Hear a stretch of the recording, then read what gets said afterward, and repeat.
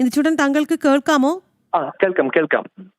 വല്ലാത്തൊരു ദുരന്തമാണ്. നമ്മൾ അവിടെ നിന്നുള്ള ഹൃദയഭേദകമായ കാഴ്ചകൾ കണ്ട് ശരിക്കും പറഞ്ഞാൽ കണ്ടു നിൽക്കാൻ കഴിയാത്ത രീതിയിലുള്ള കാഴ്ചകളാണ്.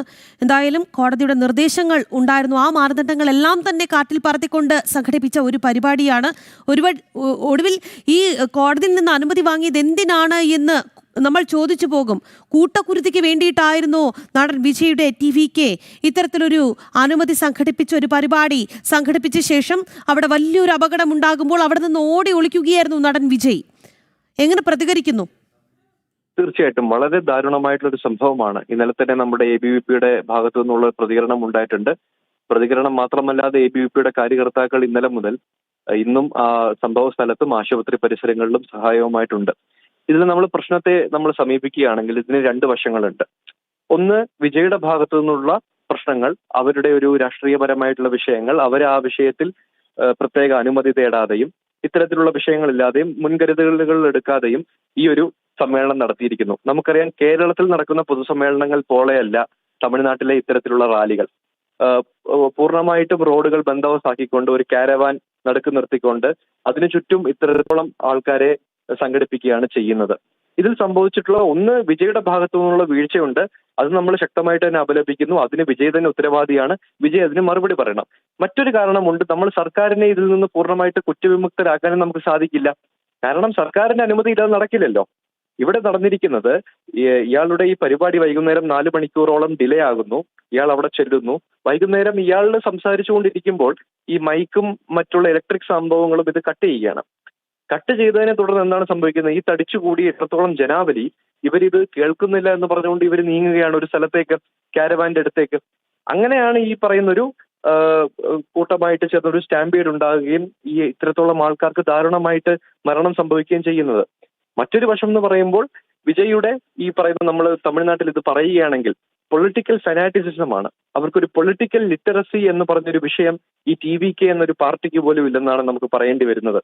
കാരണം ഇന്നലെ നമുക്ക് കണ്ടു കഴിഞ്ഞാൽ അവിടെ തടിച്ചുകൂടിയ ജനാവലിക്കിടയിൽ ഒരു കൊച്ചു കൈക്കുഞ്ഞുമായിട്ട് ഒരു ഭാര്യ ഭർത്ത് ദമ്പതികൾ വന്ന് നിൽക്കുകയാണ്. അവർ പറയുകയാണ്, ഞങ്ങളുടെ കുട്ടിക്ക് വിജയ് തന്നെ പേരിടണം എന്ന് പറഞ്ഞിട്ട് ഇത്രത്തോളം കൂട്ടത്തിൽ വന്ന് നിൽക്കുകയാണ്. 30,000 40,000 പേരോളം സംഘടിച്ച ഇടത്തിൽ. എത്രത്തോളം ദാരുണമാണ്, നമ്മൾ എത്രത്തോളമാണ് ഇതിൽ പറയാൻ സാധിക്കുക? വിജയ് അതിനുശേഷം എന്താണ് ചെയ്യുന്നത്? ഒരു പ്രസ്താവന പോലും ഇല്ലാതെ രായ്ക്ക് നാട് വിട്ടിരിക്കുന്നു. നമുക്ക് പറയുമ്പോൾ വളരെ ദാരുണമാണ്, അപലപനീയമാണ്. പക്ഷേ സംസ്ഥാന സർക്കാരിനെ ഇതിൽ നിന്നും നമുക്കൊരിക്കലും കുറ്റവിമുക്തമാക്കാനും സാധിക്കില്ല. നമുക്ക് ഇതിൽ കൃത്യമായിട്ടുള്ള ജുഡീഷ്യൽ അന്വേഷണം വേണം. കാരണം സർക്കാരിന്റെ എന്തെങ്കിലും പങ്കോ അല്ലെങ്കിൽ ഈ DMK-യുടെ പ്രോപ്പർ ഫംഗ്ഷണറികളുടെ പങ്ക് ഇതിലുണ്ടോ എന്ന് കാര്യം കൂടി ഇതിൽ വ്യക്തമാകേണ്ടിയിരിക്കുന്നു. ഇന്ന് ADGP ഈ സ്ഥലം സന്ദർശിച്ചപ്പോൾ പറയുന്നുണ്ട്, കൃത്യമായ പോലീസ് സംവിധാനം അവിടെ ഏർപ്പെടുത്തിയിരുന്നു. അവിടെയുള്ള ആളുകൾ പറയുന്നുണ്ട്, എത്തിയ പോലീസ് വിരലിലുണ്ടാവുന്നവരായിരുന്നു. ആകെ 10 പേരോ മറ്റോ ഉണ്ടായിരുന്നു. പക്ഷേ ഈ ആദ്യം കുഴഞ്ഞു വീണവരിൽ പോലീസുകാരും ഉണ്ടായിരുന്നു. പിന്നെ ആരാണ് ഇത്തരത്തിലൊരു തിരക്കൊക്കെ നിയന്ത്രണ വിധേയമാക്കുക? ആ ഒരു ചോദ്യം കൂടി അവിടെ അവശേഷിക്കുന്നുണ്ട്. ഇപ്പൊ നമ്മൾ ആലോചിച്ചു പോവുകയാണ്, ഈ ഇന്റലിജൻസ് സംവിധാനമൊക്കെ എവിടെ പോയിരിക്കുകയാണ്? തമിഴ്നാട്ടിൽ ഇതേ ദ്രാവിഡ മുന്നേറ്റ കഴകം DMK-യുടെ റാലികൾ നടക്കാറുണ്ട്. 2-2.5 ലക്ഷം ആൾക്കാരെയോളം സംഘടിപ്പിച്ചുകൊണ്ടുള്ള റാലികൾ നടക്കാറുണ്ട്. അത് നടക്കുമ്പോൾ എവിടെ പോയി ഈ അനുമതിയും ഈ പോലീസുകാരും? ആ സമയത്ത് പോലീസുകാർ വരുന്നു. വിജയ് പ്രതിപക്ഷത്താണെങ്കിലും വിജയുടെ പരിപാടികൾ നടക്കുമ്പോൾ അത്രത്തോളം പോലീസുകളെ വിന്യസിക്കുന്നില്ല. രണ്ടാമത്തെ ഒരു വിഷയം, വിജയ് ആവശ്യപ്പെട്ട സ്ഥലത്തല്ല ഇതിനുവേണ്ടി അനുമതി കൊടുത്തിട്ടുള്ളത്. അവിടെ അതും നമ്മൾ നോക്കേണ്ടിയിരിക്കുന്നു. വിജയ് തന്നെ പറയുന്നുണ്ട്, അതിന് തലേ ദിവസം നാഗപട്ടണത്ത് നടന്നിട്ടുള്ള ഒരു റോഡ് ഷോയ്ക്കിടയിൽ അയാൾ പറയുന്നുണ്ട്, നമ്മൾ ആവശ്യപ്പെടുന്ന സ്ഥലത്തല്ല തരുന്നത്, ഇത്രത്തോളം ആൾക്കാരെ താങ്ങാൻ പറ്റാത്ത സ്ഥലത്താണ് തരുന്നതെന്നെല്ലാം പറയുന്നുണ്ട്. വിജയ് കാണിക്കേണ്ട രാഷ്ട്രീയ മര്യാദ എന്ന് പറയുന്നത്, അത്തരത്തിലുള്ള സാഹചര്യങ്ങൾ ഉണ്ടെങ്കിൽ ഈ പരിപാടികൾ റദ്ദ് ചെയ്തുകൊണ്ടുള്ള അതിന്റെ മാന്യത കാണിക്കണം. ഇവിടെ വിജയുടെ ഭാഗത്ത് പൂർണ്ണമായിട്ട് ഉത്തരവാദിത്വം ഉണ്ട് താനും. പക്ഷെ സംസ്ഥാന സർക്കാരിന്റെ ഭാഗത്തു നിന്നൊരു ഇടപെടൽ നടന്നിട്ടുണ്ട്. അവരെന്തുകൊണ്ട് ഇത് നടന്നിരിക്കുന്നത്? 50 പേരുടെ ജീവൻ കൂട്ടക്കുരുതി കൊടുത്തിട്ടാണോ ഇവരുടെ രാഷ്ട്രീയ മുന്നേറ്റം നടത്തുക? എന്ത് തരം രാഷ്ട്രീയ മുന്നേറ്റമാണ് ഇവർ 2026 ഇവര് പ്രതീക്ഷിക്കുന്നത്? ഇത്തരത്തിലുള്ള ആൾക്കാരുടെ ജീവിതം കൊടുത്തുകൊണ്ട്. തീർച്ചയായും. കാരണം ഈ നടൻ വിജയൊക്കെ എത്തുമ്പോൾ രാഷ്ട്രീയ ആഭിമുഖ്യം കൊണ്ട് എത്തുന്നവരല്ല. നേരത്തെ പറഞ്ഞതുപോലെ നടൻ വിജയോടുള്ള ആരാധന കൊടുമ്പിരി കൊണ്ടിട്ട് എത്തുന്നവരാണ്. തങ്ങളുടെ കുട്ടിക്ക് അദ്ദേഹം പേരിടണം, അങ്ങനെയുള്ള ആവശ്യങ്ങളുമായി, എന്തിന് നമ്മുടെ കുട്ടിക്ക് അല്ലെങ്കിൽ ഞങ്ങൾക്ക് ഒരു നോക്ക് അദ്ദേഹത്തെ കാണണം എന്നൊക്കെ പറഞ്ഞ് എത്തുന്നവരാണ്. അപ്പോൾ പ്രത്യേകിച്ച് സമീപത്തൊരു മൈതാനമുണ്ട്. ആ ഒരു മൈതാനം ഒഴിവാക്കിയിട്ടാണ് ഈ റോഡ് അടച്ച് നമുക്ക് ഇന്ന് രാവിലെ തന്നെ ഇവിടെ ഒരു പോലീസ് മേധാവി എത്തിയപ്പോൾ തന്നെ വലിയ ബ്ലോക്കായിരുന്നു. അത്തരത്തിൽ ഇടുങ്ങിയ റോഡിലാണ് ഇത്രയും വലിയ പരിപാടി സംഘടിപ്പിച്ചത്, ജനങ്ങളുടെ സുരക്ഷയ്ക്ക് യാതൊരു പരിഗണനയും നൽകാതെ. പൊതുവായിട്ട് ഈ പരിപാടികൾക്ക് ഇത്തരത്തിൽ കൊടുക്കുന്ന ഈ ഒരു കൾച്ചർ നിർത്തലാക്കേണ്ടിയിരിക്കുന്നു. കാരണം ഒരു റോഡ് അടച്ച് കേരളത്തിൽ നടക്കാറില്ലല്ലോ ഇങ്ങനത്തെ ഒരു പ്രതിഭാസം ഒരിക്കലും. മൈതാനങ്ങളുണ്ട്, സ്റ്റേജുകളുണ്ട്, ഇവർക്ക് കാശില്ലാത്തതിന്റെ ഒന്നുമല്ലല്ലോ. ഇങ്ങനെ ജനജീവിതം സ്തംഭിപ്പിച്ചുകൊണ്ടും ജനങ്ങളെ ബുദ്ധിമുട്ടാക്കിക്കൊണ്ടുമാണ് ഇവർ പരിപാടികൾ സംഘടിപ്പിക്കുന്നത്.